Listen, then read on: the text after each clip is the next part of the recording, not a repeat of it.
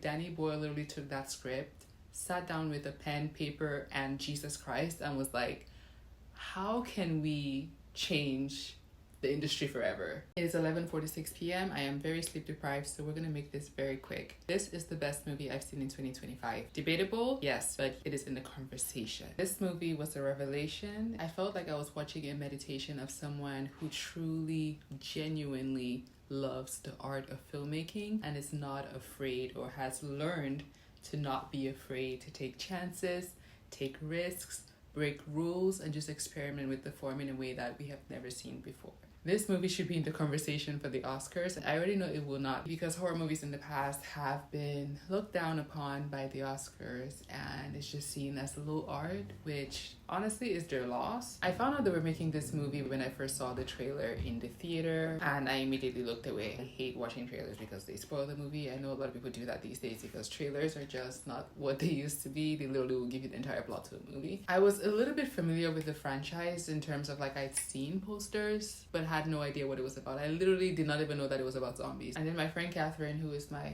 movie buddy and we go to the movies together almost every single week, she was telling me, hey, you need to go watch the other ones because we're gonna go watch this together. And I was like, bet. So 2 weeks ago I watched the first and second movie and I honestly was not impressed. As soon as the credits rolled and I saw that Alex Garland was the person who wrote the first movie, it made sense to me. I honestly was like, this is the movie that everyone's like losing their minds over. But then I realized myself, I'm looking at this from a retrospective perspective of someone who is from the future. I'm sure the first movie slapped in 2002 and for that time, it deserves its flowers. I will say I enjoyed the first movie way more than the second one. The second one to me was like so messy. The plot lines did not connect. The one element of suspense that they had, they squandered in literally 2 seconds. I think the directors and the writers would agree because no one seems to want to reference it ever. The first movie inspired The Walking Dead tremendously. I'm a huge Walking Dead fan, so I saw so many references in the first movie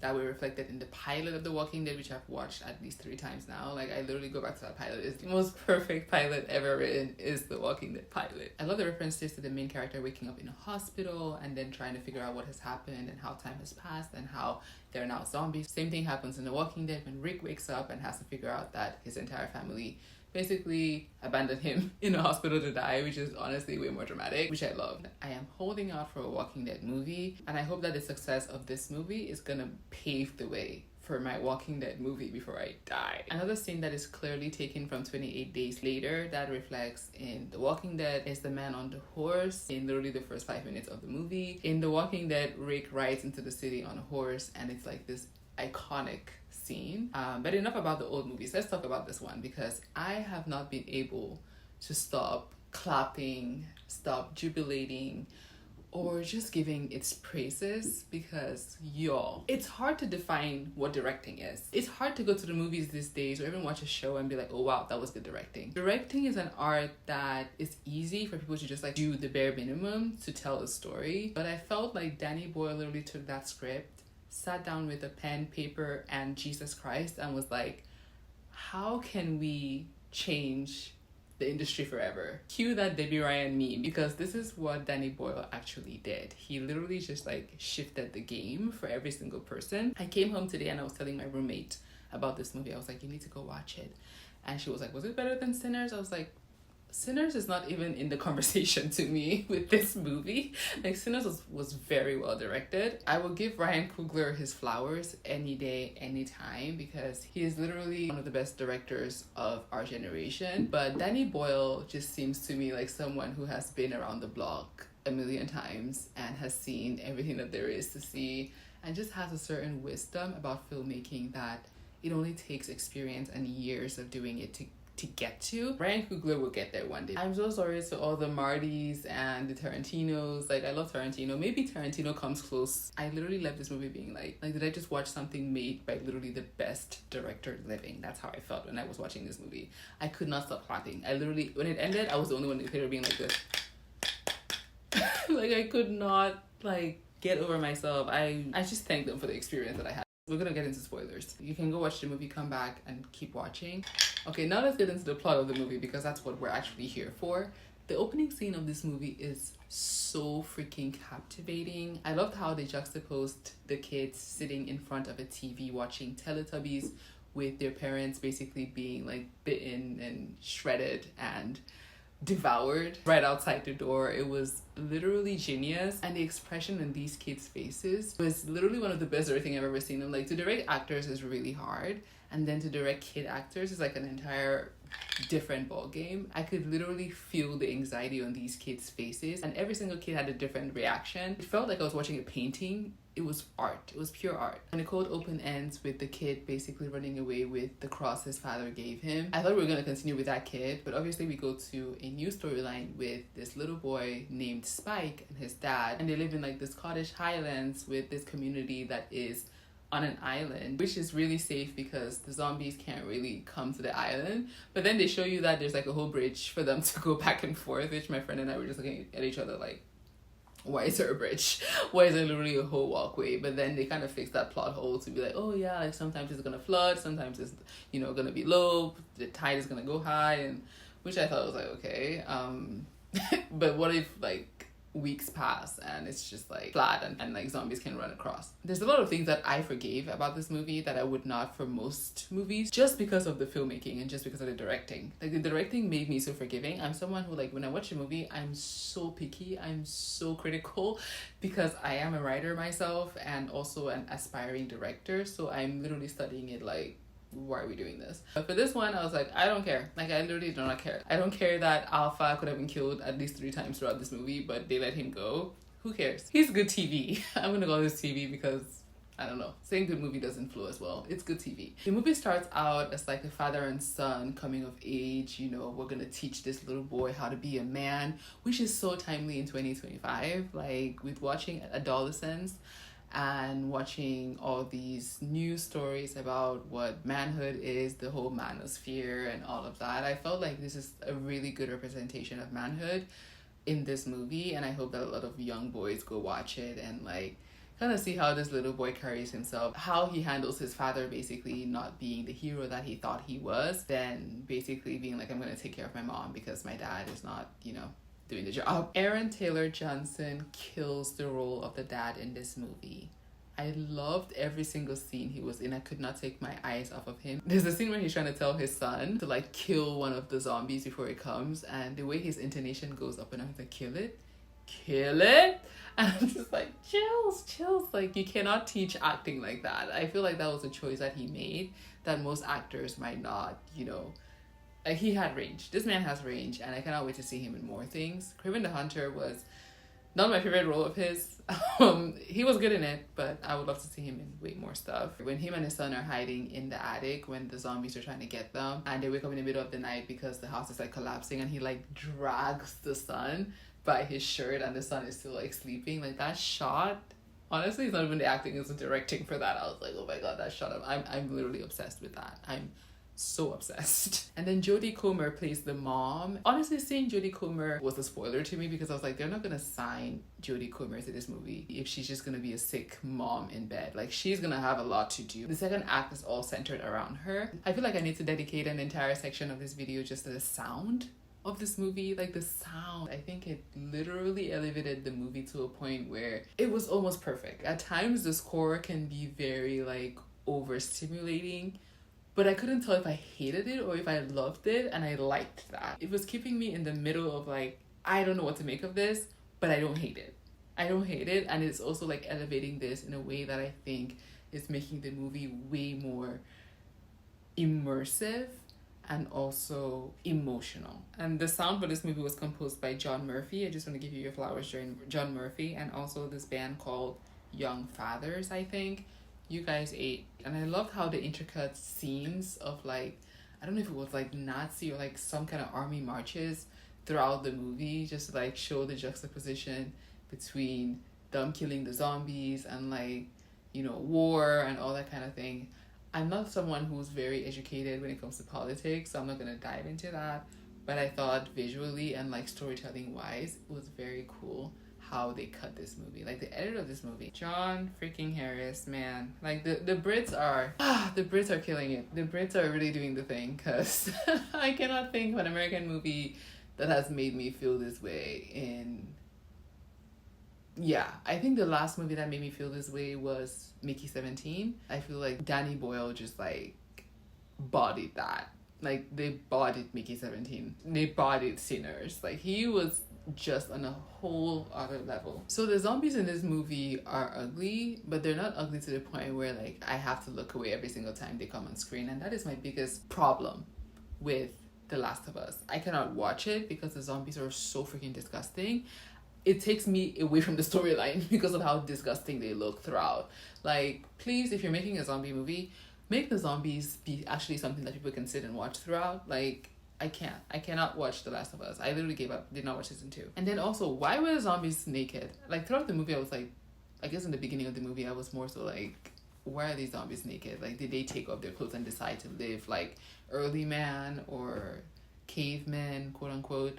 Like, why are they running around with no clothes? And are they having sex and like reproducing? What does, like, I'm sure 28 years later they've evolved in some way, but like that would mean these things literally have homes. Like they grew up. They did not answer a lot of those questions, which I'm hoping that they will in the next movie. And hopefully, I don't think they will answer any of these questions because, again, it's zombies. They're not real. So why do they need to like follow any logical thought patterns? It's their world. They can make it whatever they want it to be. We got to see our first pregnant zombie in cinema. As someone who's a zombie girl, like I literally, after watching The Walking Dead, I wanted to be a zombie. Like, this is common knowledge. I put this on the internet, on my TikTok. Like, I am very pro zombies. Like I literally wanted a zombie apocalypse to happen when I was 14 years old so that I could be Michonne and kill them with a katana. Like that was my dream.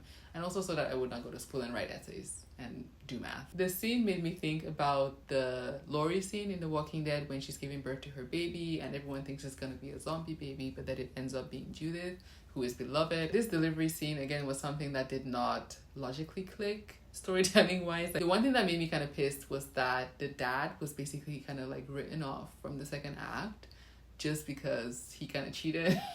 Not just because, like, that's a big deal, but he was having an affair with this other woman, and then the kid gets mad and just like kidnaps his mom and runs away into the Badlands or like the mainland. Where is the dad? Like, if you wake up and you don't see your wife and your son, aren't you like moving mountains to go find them? Like, that's the kind of person they basically built him up to be. And then they basically just abandoned the entire storyline with him. And they're like, nope, this kid is going to basically carry his mom into the wilderness and it's going to be okay. Everything is going to be fine. They almost succeeded in making me forget about him when they introduced this new character. His name is Eric. I loved how he says his name, Eric.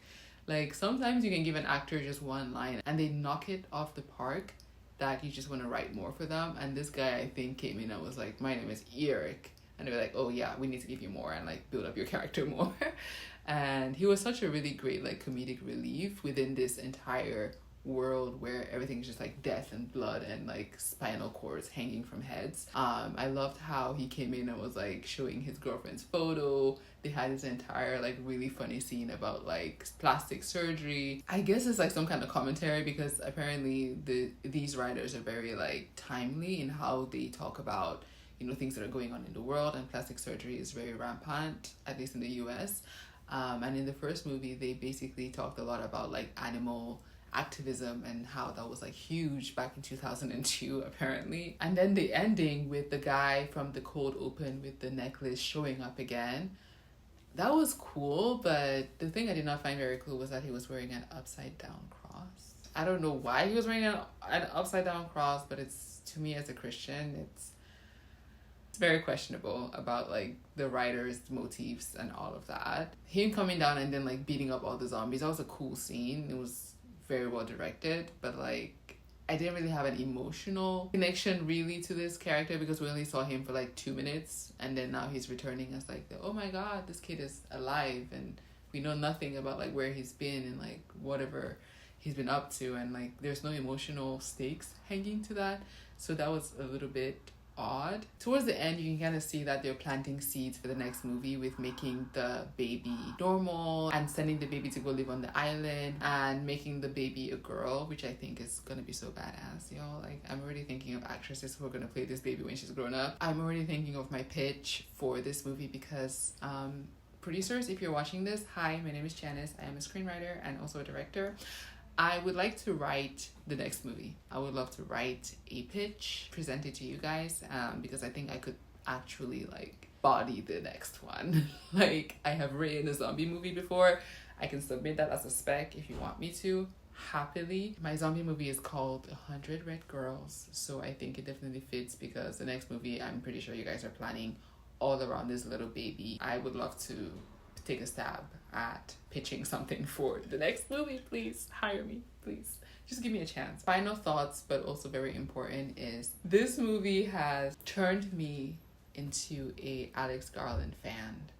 I used to be a hater, I will be very honest. I was never a fan of devs. In 2018, I purchased Annihilation on Apple, and after watching it, I wanted my money back. I tried watching Ex Machina and could not make it past the first act because I was so bored, even though sci-fi is literally one of like my favorite genres. To make it short, I have been an Alex Garland hater, but today I have been turned to the other side. This movie was so well written, so well paced. You did the damn thing. And it was so fun to see at the end that Cillian Murphy, who played the main actor in the first movie, was an EP on this one. I love Cillian. I think this is the best movie of the year. I was telling my roommate about this and she went downstairs, talked to her friend and came back upstairs and was like, I just spoke to my friends and they told me they immediately finished watching the movie and went to get tickets to watch it again.